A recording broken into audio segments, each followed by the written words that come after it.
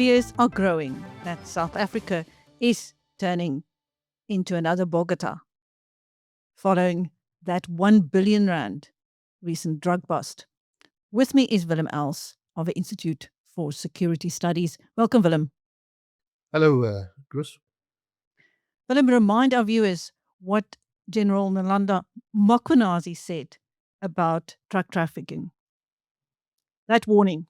Sorry, yeah, I think we are here today because of what happened about almost a year ago on the 6th of July, when he had that infamous and that really that groundbreaking interview where he came up with the allegations, and the center of those allegations were that the drug cartels that are actually taking over the police, government, and that they are having it their way. And of course, we saw the ad hoc committee. We saw what is going on in the Madlanga Commission. At the moment, it revealed a lot. It shocked, really, it shook the nation. I don't think the revelations that came out there is complete. I think it's maybe the ears of the hippo, and we will have to look at it further.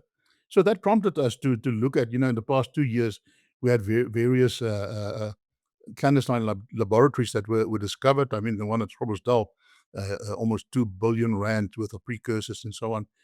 And then we saw the one in Standerton. We saw the latest one here near Rustenburg. And what happened there is what we didn't experience previously was the presence of the cooks. Now, the cooks, as I refer to them, are your Mexican cartels that are sending their chemists here to come and mix and prepare the drugs, and that is mainly your methamphetamines, your tuk, and then also what is being prepared here in South Africa is your nyope, and that is your ohuga, that is your heroin, very low grade heroin that is mixed with cuttings, and some of them, they say it even chlorine, baking soda, and household bleaches. So it is very, very dangerous, but also very addictive, and it makes it very cheap. So those are the drugs that we see that came to the fourth. But I think what we focus on today is South Africa is in a unique position where ever since the 50s, when they started to manufacture Mandrax, and Mandrax was administered, it was prescribed, etc.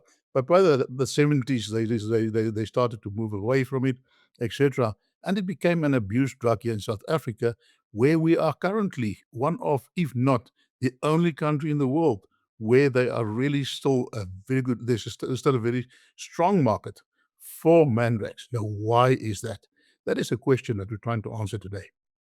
I was just going to ask you, the rest of the world moved on, but Mandrax has stayed popular, very popular in South Africa, and the latest drug bust proved that once again. Yeah, there are various reasons for that. And the first one is that, your methicillone that is being used to prepare the Mandrax, it can be locally manufactured. They can mix it here, or they can smuggle it in, like what they did when they did the bust of the just over 700 kilograms at Beitbridge about a month ago. So it is the freely availability of the precursor, and also the relative ease to prepare the Mandrax in your clandestine laboratories. So what they then do is they would take the gland, they prepare it, they mix it, and then they actually set it into a pill. So it's like a round tablet, and then they sell it. It is safe. It is easy to manufacture. It's not easy to detect. It is small. They can move large quantities, etc., etc. But because of what we see in especially the Western Capes, on the flats, in the Northern Cape, parts of Gauteng, Eastern Cape, and so on, we see especially part of your gang culture. It is very strong. And you must understand that when you use your drugs, for instance, if you use your methamphetamines like your tuk, that's an upper. Makes you feel good, and especially in Nyope as well. It makes you feel good. But now the guy, he took this and he has to go to work. He has to get a downer. And this is what Mandrax then does. They've taken Mandrax and then they scrape it. They don't use a whole tablet. They scrape it up to 6 to sometimes 9 times. So it's 9 users for one tablet. If a tablet sells for about $60, that's quite a cheap dosage that you can prepare for yourself. And they mix it then typically with dagga, also sometimes with tobacco, but dagga is the most popular one. And then they smoke it. It calms them down, it mellows them out, and they can operate again. So that is where your uppers and your downers, where it comes in. And because of the price, if you look at the price of TIC, it really almost halved in price after they started to discover all these clandestine labs. Because not of they busted one lab now, but because if you look at a rule of thumb, with drugs you never know how many got away and how many you counted because of the nature of it. So the rule of thumb is about 30% is intercepted. So 70% of them is still out here. And if you just look at the sheer quantities of what they discovered at the clandestine labs, it means that there must be an abundance of these drugs, not only for local consumption, but of course also for export. Is when it comes to your methamphetamines and so on. But the difference between the two, we do not find a lot of evidence that your Mandrax is also exported. So what we found here, that locally those are being consumed because of the vibrant market that has been here since the 70s. Healthcare matters, but what matters most? Having cover for the people who keep this business going. Bonitas is there for you when it counts. Bonitas, medical aid for South Africa. Visit bonitas.co.za and find your plan. Now, that big haul that came into South Africa was intercepted on the South African side of the Zimbabwean border. Do you know whether that was as a result of a tip-off? One has to wonder how many of those trucks or vehicles had not come through before then. Yeah. Normally, typically, how it works, you will get them, and they say in the statement that it originated from Malawi. So from Malawi, it must have come through either Tanzania, or it was manufactured locally there, the precursor, or it was imported through Tanzania or northern Mozambique. So we don't know how far that goes. But what we found in the statement is that they said it was an intelligence-driven operation. Now, for that drugs to cross into Zimbabwe, it had to move through the Malawian border and customs and security into the Zimbabwean border. Then it was transported across the country towards Beitbridge, where it had to clear their customs. It was checked there by their side. And I can tell you now, if you look at the detection equipment that they have on the Zimbabwean side, it is by far superior than what South Africa's got. They received a huge amount of funding, training, and equipment from especially America in order to curb that. So how did it pass through there and was only intercepted in South Africa? So that is, on the one hand, we said it was because of intelligence, but also I think it was because South Africa also upgraded on some of their equipment and they started to use it. We see that Commissioner Mashapatu from the BMA, he's got a new plan. He's got this sort of strategy. He's really, with the limited resources that they are doing, they are making some inroads. So that is just an indication for us that some of the measures put in place are starting to pay off.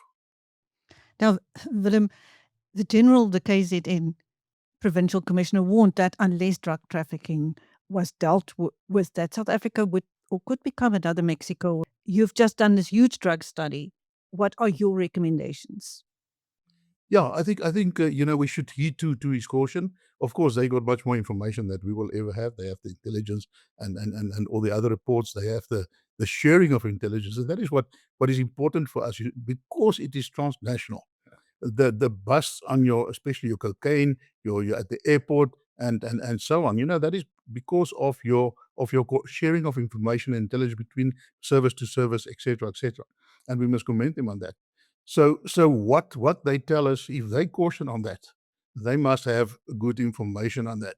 Now, what we see, if we look at South Africa and we look at our crime rate, our criminality index, we are number 2 in Africa. If we look at the murder rate, in terms of murders, we constantly feature in the top 10 in the world. Where the other countries that also feature there with us are typically your South American countries, where you just mentioned that, and that is part of the culture that goes and the environment that is created by these drugs and by the drug smuggling. Now, what happens is from South America, your drugs is being ferried to their markets. That's up to America and to Europe. So when they started to make it more difficult for them to use those routes, they take the route of least resistance. They went to the Central Africa route, and then they moved to what they call the Southern Africa route. So that is why we see South Africa became a transit hub for these type of drugs. And the reason for that is because we created conditions due to the criminality levels and the tolerance to crime and the failure of good governance against it. We sit with a problem that we created conditions that are extremely conducive for these big cartels to operate within South Africa with virtual impunity. So what we need to do is, in the first place, and we must commend the acting minister. We see that he's actively looking at very good strategies in order to curb. He's taking it from the top, he's looking at guidance. On the operational level, we're sitting with severe challenges. We've got most of the senior commissioners of police that are being arrested or suspended or so on. So we've got a power vacuum there and so on. But what we saw is with the appointment of General Mkhwanazi to head the organized crime desk, we think that there might be now some improvement. But what we see, when you look at this, is not something that was created over the past 4 or 5 years. It came a long way. It came along with a huge disinvestment into the capability of intelligence and the police in order to curb these crimes. Because the better they are, the more difficult it is for these cartels that are being protected to operate in South Africa. So what we need to do, we need to look at the strategy. Then we need to come up with a very good operational plan, including every role player. The police cannot do it alone. When it comes to your drivers for drugs, why is it so prominent in the Western Cape, for instance, the socioeconomic, all those things? The police cannot fix that. So we need to look at all of society and all of departmental approach in order to work on a strategy and an operational plan. But what we saw, and I think that is maybe one of the biggest challenges, is the severe disinvestment in your capability in the police, intelligence-wise as well as operational. We do not have boots on the ground. We do not have sufficient equipment and infrastructure to do that. They have to really look at that.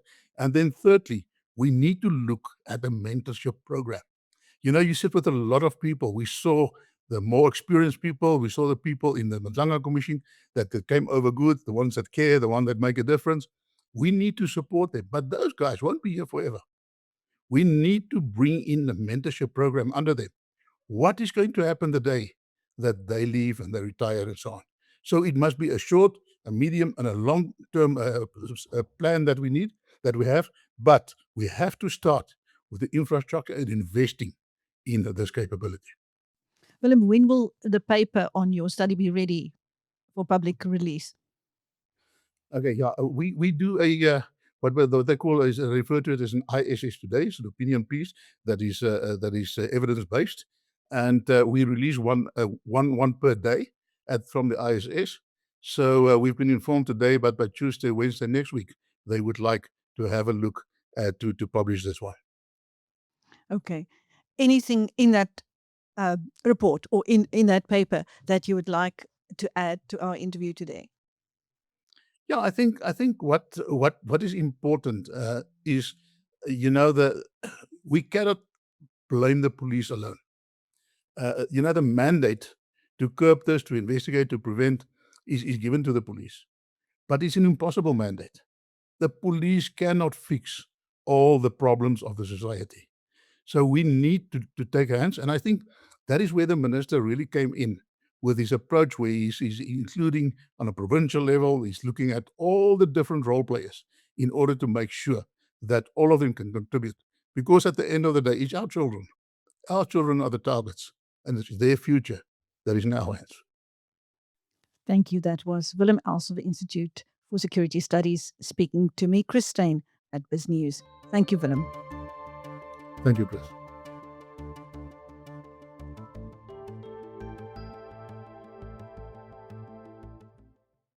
Start your day a step ahead. Biz News Insider. It delivers the business stories that matter every morning straight to your inbox, sharp, fast, and free. Subscribe now. In uncertain times, good information is priceless. The Biz News Conference is heading back to the Drakensberg. Join me, Alec Hogg, from the 11th to the 14th of August for BNC 9, Champagne Sports Resort, where it all began, and where our community gathers for honest conversations, smart investing insights, and direct access to some of South Africa's sharpest minds. Come and rub shoulders with the best we've got. 28 keynote speakers, 3 days. Seats are available now. Book your seat by clicking the link in the description.